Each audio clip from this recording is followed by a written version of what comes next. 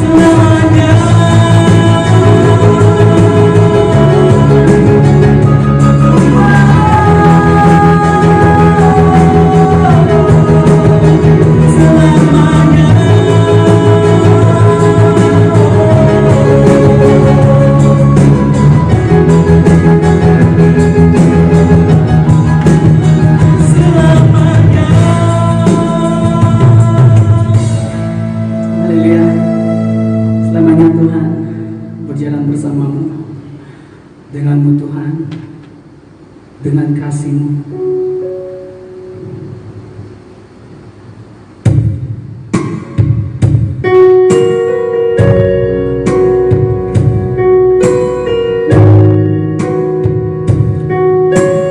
Berjalan bersama kasih-Mu Tuhan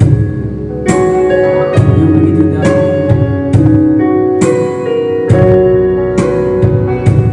Terlebih dari segalanya.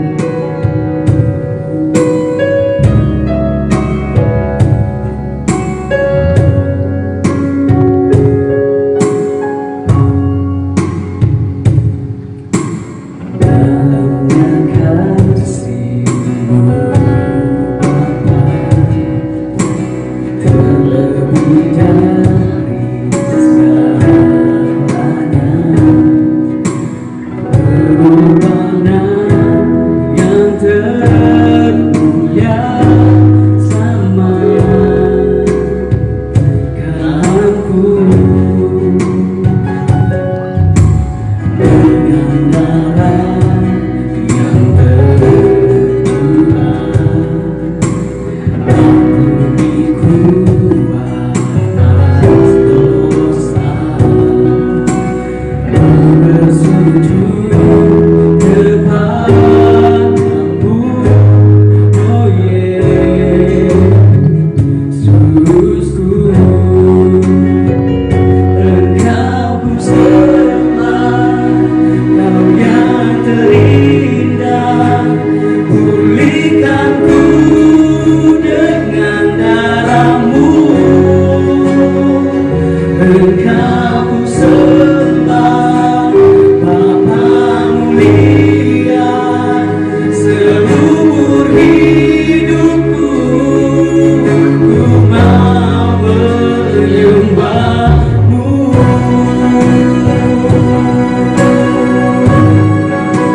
Dalamnya kasih-Mu Bapa,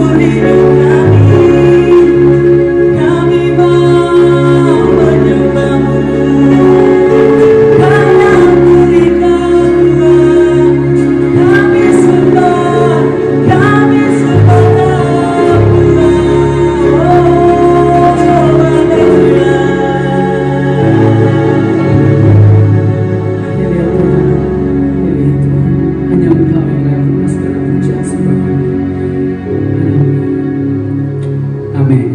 Amin.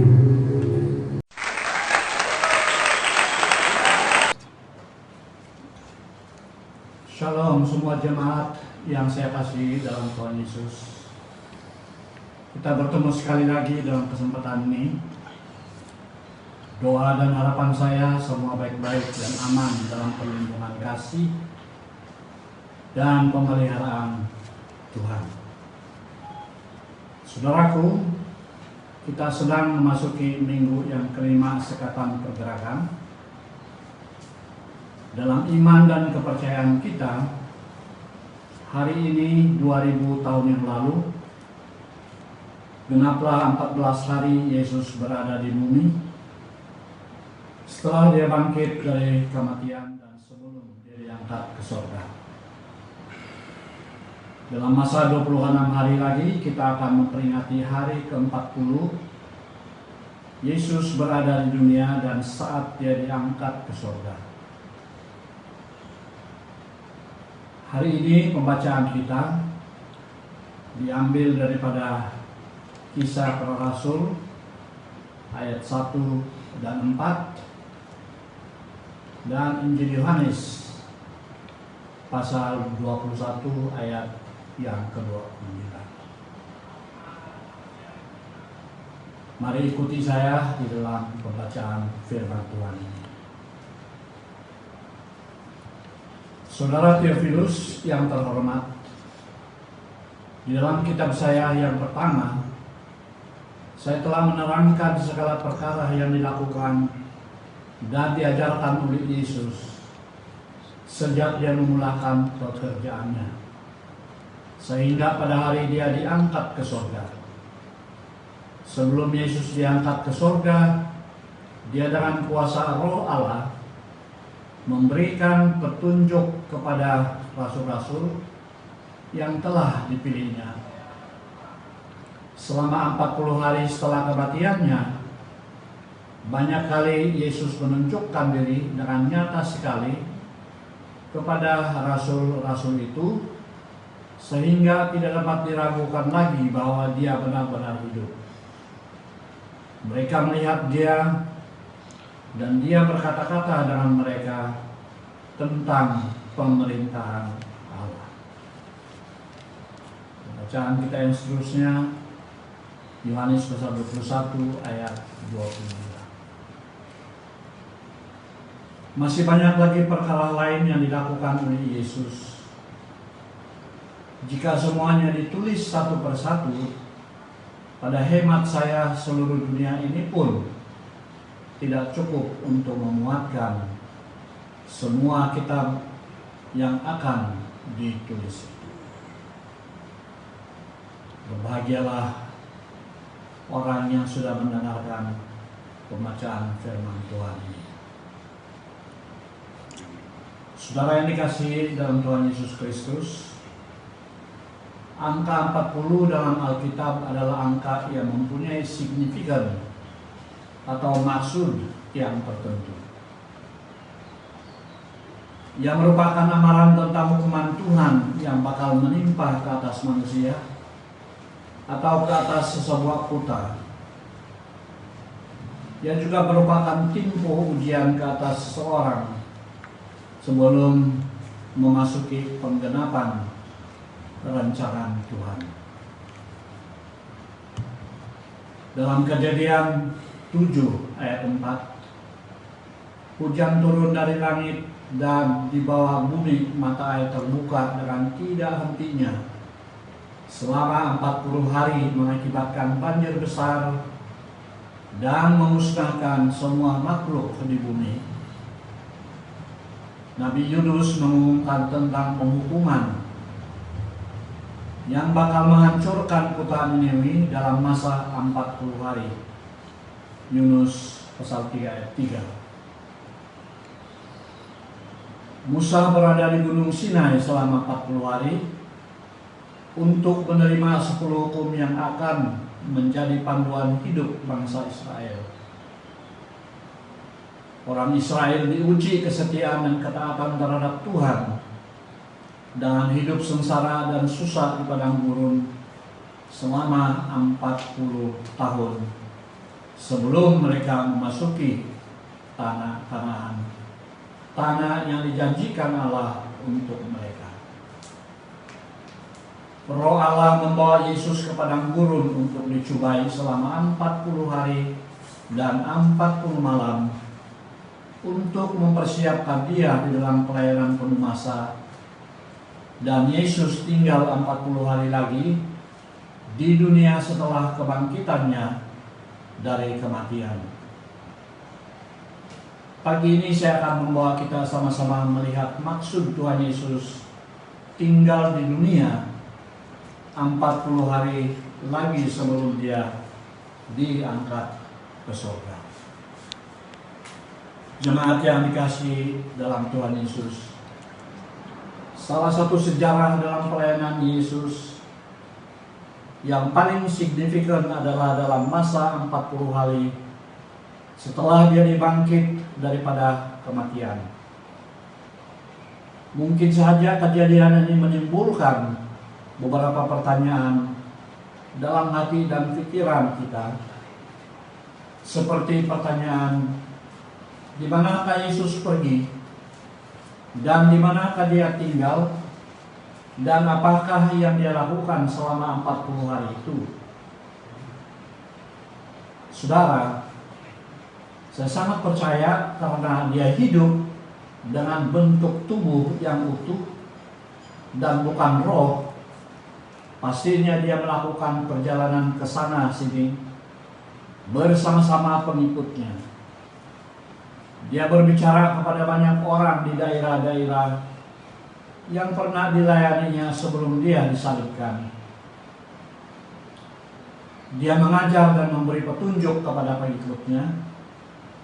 Dia tidur, dia makan, dia mandi, dan firman Tuhan mengatakan dia menampakkan diri kepada ratusan bahkan ribuan orang untuk membuktikan bahwa dia bangkit dari kematian dan benar-benar hidup kembali. Di mana dia tinggal selama 40 hari itu? Pasti dia tinggal dengan ibunya Maria dan adiknya Salome, ibu Yakobus dan Yohanes. Karena penulis kitab Injil Yohanes pasal 19 ayat 25 dan 27 mencatatkan dengan jelas pesan Tuhan kepadanya, yaitu Yohanes waktu dia tergantung di atas kayu salib, seperti demikian. Ibu Yesus, saudara perempuan ibunya, yaitu Salome, Maria istri Klopas, dan Maria Magdalena berdiri dekat salib itu. Yesus nampak ibunya dan pengikut yang dikasihinya, yaitu Yohanes sepupunya, berdiri di situ. Oleh itu Yesus berkata kepada ibunya, "Puan, dia anakku, Puan." Kemudian Yesus berkata kepada pengikut itu, "Dia ibumu." Sejak itu, ibu Yesus tinggal di rumah pengikut itu, yaitu sepupunya Yesus. Bagaimana dengan suasana di Yerusalem pula dan di bandar-bandar di sekitarnya pada masa itu? Sememangnya kota itu dan bandar-bandar di sekitarnya pada masa 40 hari itu sibuk memperkatakan peristiwa kebangkitannya. Kita boleh membayangkan bahwa pada masa itu di mana-mana orang berkumpul pastinya menceritakan tentang kejadian ini. Mengapa tidak, saudara? Kebangkitan dari kematian menjadi berita yang sangat sensasi pada masa itu. Siapa yang mau ketinggalan mengikuti berita sensasi? Berita semasa di dunia masa ini adalah tentang virus corona. Daripada kanak-kanak, remaja, pemuda-pemudi, orang dewasa, perempuan dan laki-laki, warga emas semua tahu tentang virus corona. Apalagi seorang manusia yang disahkan benar-benar mati, tetapi hidup semula, bahkan ada bersama-sama manusia sehingga 40 hari lamanya. Begitupun juga di Galilea, tempat terakhir Tuhan Yesus ada bersama-sama dengan murid-muridnya sebelum dia diangkat ke surga. Semua orang menceritakan tentang kejadian ini. Liputan beritanya, saya pikir, lebih meluas daripada lockdown yang sedang kita alami sekarang. Dan terutama sekali pada saat Yesus diangkat ke surga, orang-orang Galilea yang tidak percaya sebelumnya, bahkan dikutuk oleh Yesus, mungkin juga banyak yang menjadi percaya. Haleluya, puji Tuhan. Saudara yang saya kasih dalam Tuhan Yesus, selama 40 hari Yesus menunjukkan kepada dunia bahwa dia hidup kembali. Namun demikian, meskipun kejadian ini adalah mukjizat ilahi yang terbesar dalam sejarah agama mana-mana di dunia, tetapi masih banyak orang yang memperdebatkan kebenaran itu. Seperti juga manusia pada hari-hari ini masih terlalu ramai yang masih ragu-ragu dan mempersoalkan tentang kebangkitan Tuhan Yesus. Mengapa tidak harus tinggal selama 40 hari lagi di bumi sebelum terangkat ke surga? Kenapa dia tidak langsung naik ke surga saja? Mari kita dengarkan dan ikuti penjelasannya. Saya menemukan paling tidak ada 4 sebabnya. Yang pertama, untuk membuktikan bahwa dia benar-benar bangkit daripada kematian. Jawaban mengapa Yesus masih tetap tinggal di dunia selama lebih dari 1 bulan lagi setelah kebangkitannya adalah untuk mendemonstrasikan kepada para pengikutnya dan kepada dunia bahwa dia benar-benar hidup. Untuk menghapuskan keraguan-raguan yang mungkin masih terlekat dalam hati dan pikiran pengikut-pengikutnya. Para pengikutnya Yesus tahu, pengikut-pengikutnya tahu bahwa penguasa Roma telah menyalibkan dia dan mengakibatkan kematiannya. Tubuhnya diturunkan dari salib dan kemudian dibaringkan di dalam satu kuburan milik pribadi Yusuf dari Arimatia. Ketika semua itu terjadi, maka kekecewaan, keputusasaan, dan ketakutan menguasai mereka. Banyak dari mereka yang kemudian lari dan bersembunyi. Padahal mereka benar-benar percaya bahwa Yesus adalah Mesias yang dijanjikan, dan saat mengetahui Yesus sudah mati, mereka menjadi hilang harapan. Mereka lupa akan janji Yesus bahwa dia akan bangkit kembali dari kematian. Tetapi ketika Yesus menampakkan diri kepada mereka setelah kebangkitan, hidup mereka berubah. Mereka diyakinkan semula bahwa mukjizat terbesar dalam sejarah dunia sudah terjadi. Yesus Kristus sudah bangkit. Dia mengalahkan kematian. Dan selama 40 hari itu, dia menampakkan diri kepada sebagian besar murid-muridnya untuk membuktikan bahwa dia telah bangkit dari kematian oleh kuasa Allah. Lebih dari 2 dekade berikutnya, Rasul Paulus menulis bahwa Yesus menampakkan diri kepada lebih dari 500 saudara sekaligus. Kebanyakan dari mereka masih hidup sampai sekarang.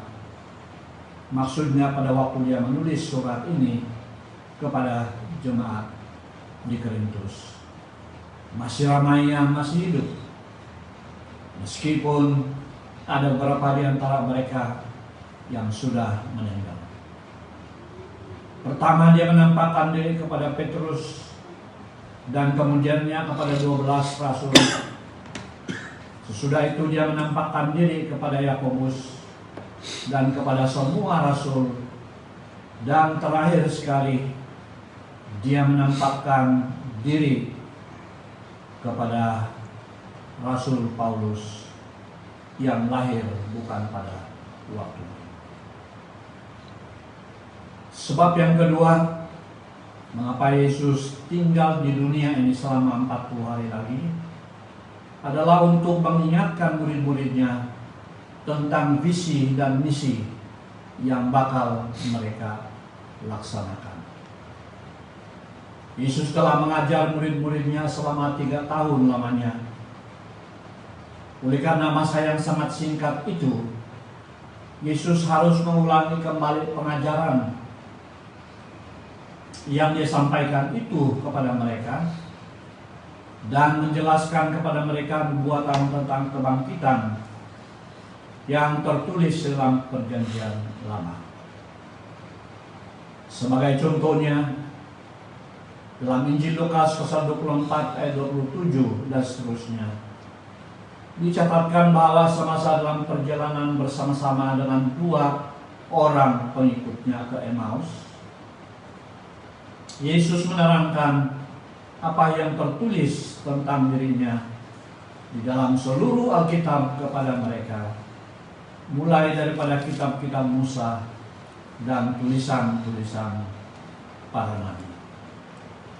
Dia juga mengajak dan mengarahkan mereka untuk pergi dengan segera menjalankan misi pemberitaan Injil yang sudah dimulakannya. Tetapi sebelum melakukan tugasan itu, Yesus mengingatkan mereka untuk menunggu pencurahan kuasa Roh Allah. Dalam Kisah Para Rasul ayat 1 dan 4 berkata, apabila mereka berkumpul,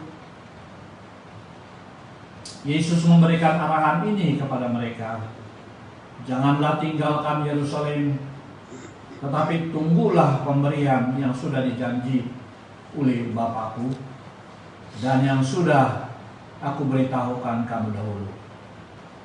Yohanes membaptis kamu dengan air, tetapi beberapa hari lagi kamu akan dibaptis dengan Roh Allah.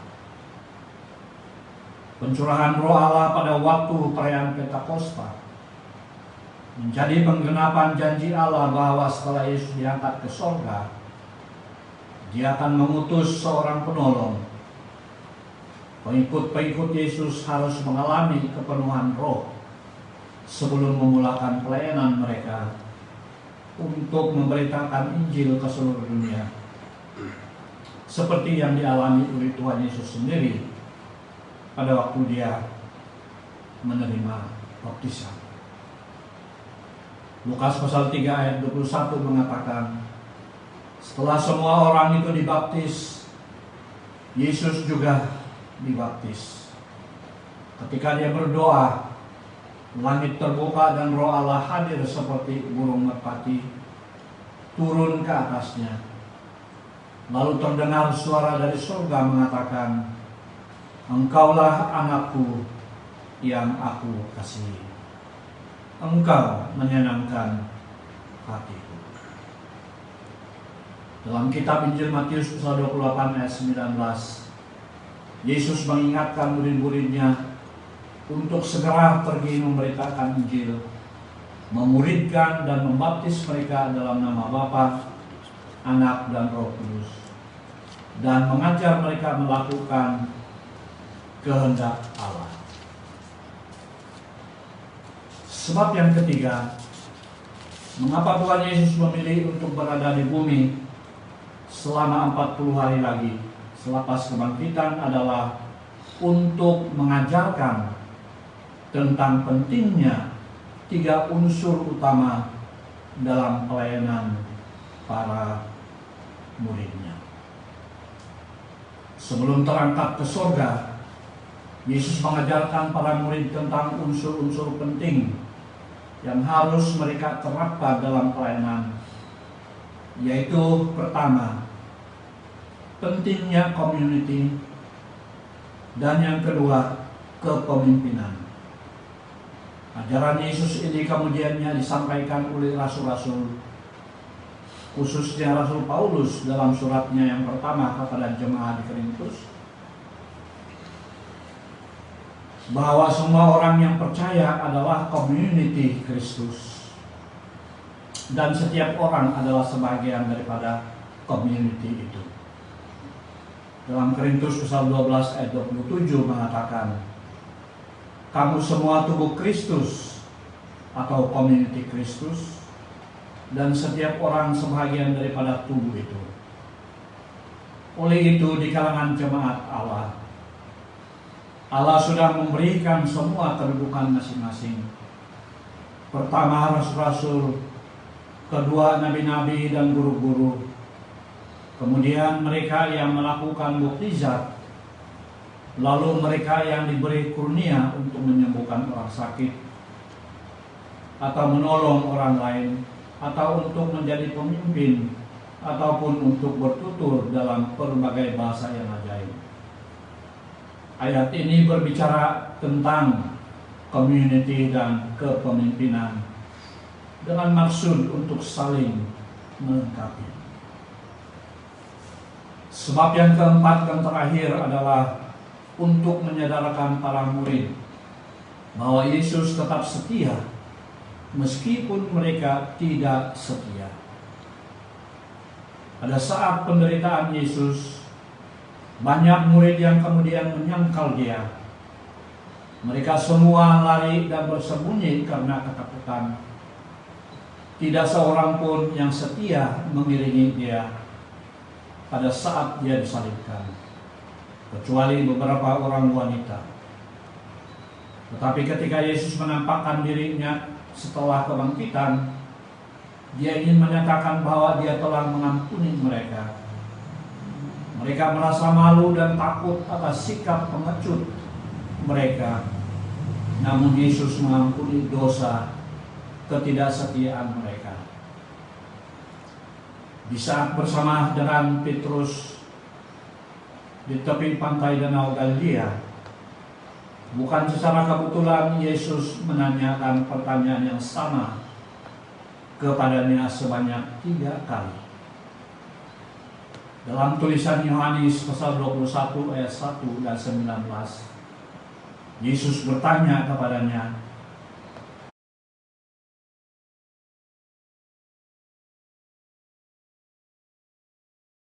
Simon anak Yohanes, adakah kamu lebih mengasihi aku daripada semua orang yang mengasihi aku? Simon Petrus menjawab dengan jawaban yang sama, ya Tuhan, Engkau tahu bahwa aku mengasihi Tuhan sebanyak 3 kali. Saudaraku, inilah sikap dan kepemimpinan yang harus ada dalam hati, yang Tuhan Yesus ingin tanamkan dalam hati murid-muridnya apabila mereka menjalankan pelayanan mereka di kemudian hari setelah dia diangkat ke surga. Keberadaan Yesus di bumi selama 40 hari lagi sebelum diangkat ke surga adalah untuk mengajar murid-muridnya dan mempersiapkan mereka untuk tugas pemberitaan Injil ke seluruh dunia. Dr. Lukas menulis dalam Kisah Para Rasul ayat 1, ayat 2 dan 3 bahwa sebelum Yesus diangkat ke surga, dia dengan kuasa Roh Allah memberikan petunjuk kepada rasul-rasul yang telah dipilihnya. Selama 40 hari setelah kebangkitannya, banyak kali Yesus menunjukkan diri dengan nyata sekali kepada rasul-rasul itu, sehingga tidak dapat diragukan lagi bahwa dia benar-benar hidup. Mereka melihat dia Mereka berjalan bersama-sama dengan Dia dan berkata-kata dengan mereka tentang pemerintahan Allah. Kisah Para Rasul ayat 1, pasal 1 ayat 2 dan 3. Dikisahkan juga dalam Yohanes pasal 21 ayat 1 dan 14. Suatu pertemuan Tuhan Yesus dan murid-muridnya di Galilea, di mana Tuhan Yesus menunjukkan mukjizat tangkapan ikan kepada mereka. Dia berkata-kata dengan mereka, Dia menyediakan sarapan untuk mereka, membakar ikan di hadapan mata mereka, dan makan bersama-sama dengan mereka.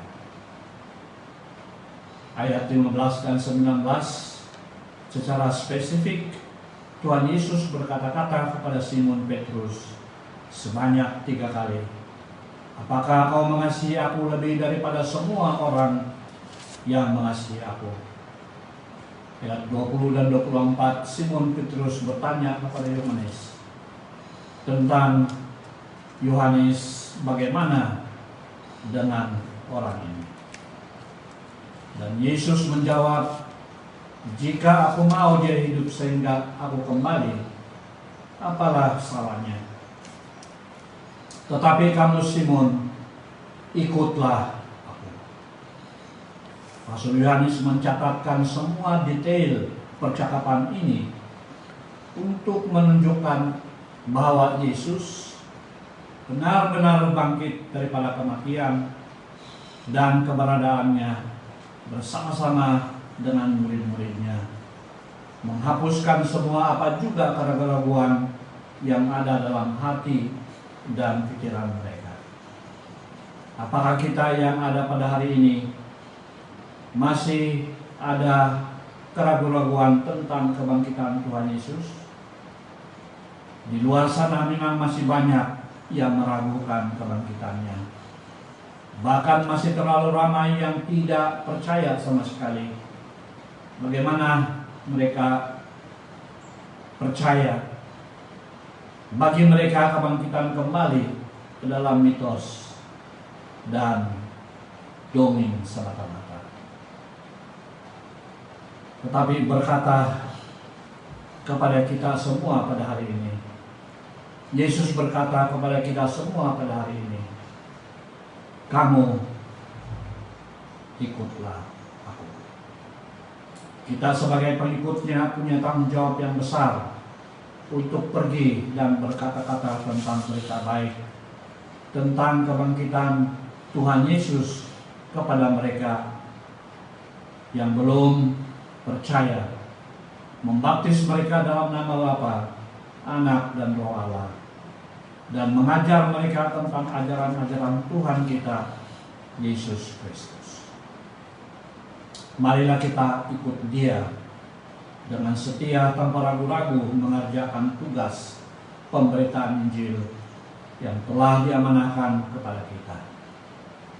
Saudara yang saya kasih dalam Tuhan Yesus, 40 hari Yesus berada di bumi selepas kebangkitan sangat signifikan dan merbana, karena Ia bermaksud untuk menghapuskan keraguan-raguan dan ketidakpercayaan, serta meyakinkan kita bahwa Tuhan Yesus satu-satunya pengharapan dalam hidup. Sebagaimana Kristus bangkit dari kepada kematian, begitu juga kita akan dihidupkan semula apabila tubuh kita yang fana ini kembali menjadi debu. Rasul Yohanes menyaksikan bahwa Yesus melakukan terlalu banyak pekerjaan lainnya selama 40 hari itu. Dia menutup kitabnya dalam pasal 21 ayat 25 dengan berkata, masih banyak hal-hal lain yang dilakukan oleh Yesus. Tetapi jika semuanya itu dituliskan satu persatu, maka agama dunia ini tidak dapat memuatkan semua kitab yang harus dituliskan itu. Haleluya, terpujilah Tuhan kita. Doa dan harapan saya agar saudara diberkati dengan penjelasan firman Tuhan ini. Tuhan, meteraikanlah firman Tuhan dalam hati setiap umat-Mu yang telah mendengarkan firman Tuhan yang dijelaskan sebentar tadi. Dalam nama Tuhan Yesus, hamba-Mu sudah berdoa. Amin.